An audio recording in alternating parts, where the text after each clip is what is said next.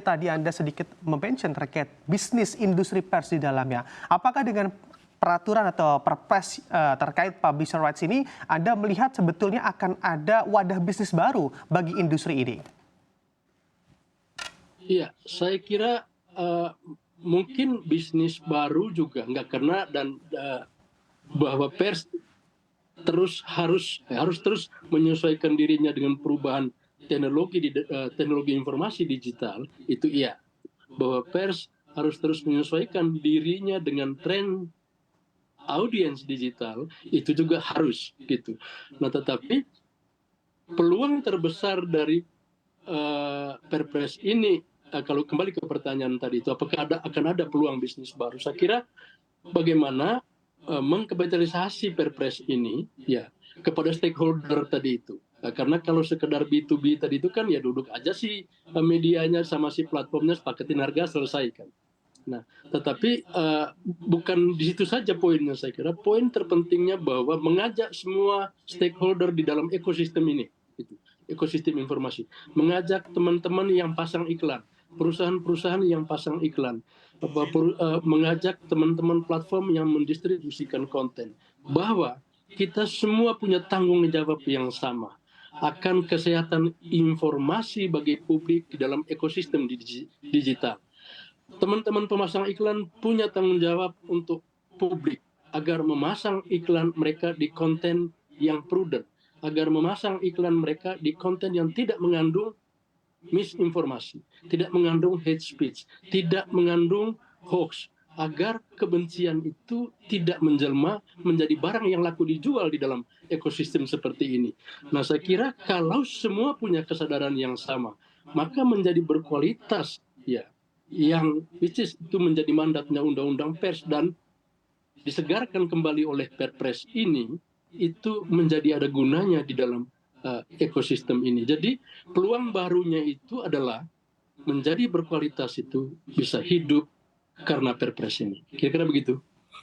Oke, baik. Pak Amsi juga kalau kita dari Amsi, Pak Wens, kalau kita melihat begitu ya dan juga mendengar beberapa keluhan yang mana juga disuarakan oleh teman-teman pers, ini sepertinya ada sedikit ataupun secerca niatan begitu atau melihat bahwa memang insan pers saat ini sepertinya agak melawan dengan platform yang mana platform-platform digital yang masuk ke Indonesia. Apakah hal ini juga Anda melihat ada versus atau perlawanan antara media pers konvensional dengan platform-platform digital terkini, khususnya platform asing yang juga Anda lihat di AMSI? Silakan Pak Wens. Ya, terima kasih.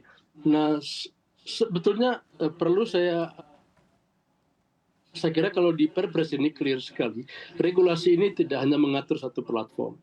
Regulasi ini mengatur semua platform lokal maupun yang datang dari luar, teman-teman yang datang dari luar. Jadi semua platform harusnya tunduk pada regulasi ini. Karena regulasi ini disusun oleh pemerintah dan itu mewakili negara.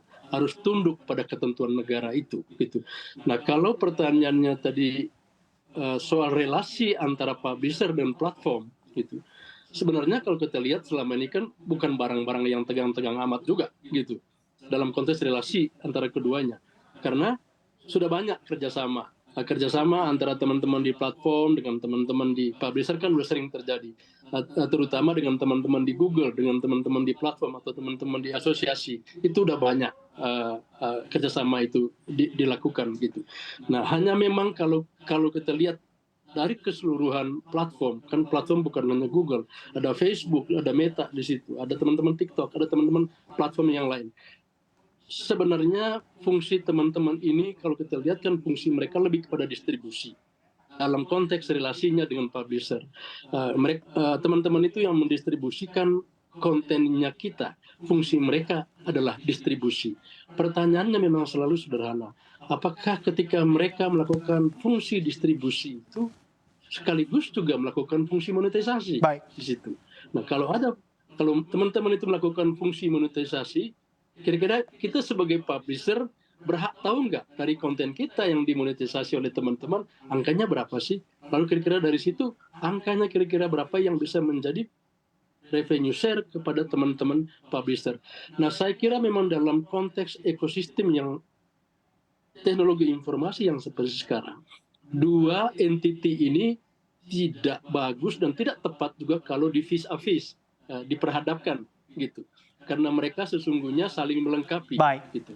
Saling melengkapi. Kita produksi konten, mereka mendistribusikan, dan saya kira Perpres ini juga pemerintah seperti kata Presiden, Bapak Presiden, sudah mendengar banyak pihak. Saya kira juga termasuk mendengar teman-teman platform. Dan kalau kemudian prosesnya agak lama tadi itu, mungkin juga karena mendengar banyak pihak tadi itu. Dan saya kira juga teman-teman platform, teman-teman di Google, teman-teman di Meta, teman-teman di TikTok juga punya prinsip yang sama dengan Baik. kita. Bahwa digital ini rumah bersama kita. Sama-sama sehatin lah. Kira-kira Oke. begitu. Oke, baik.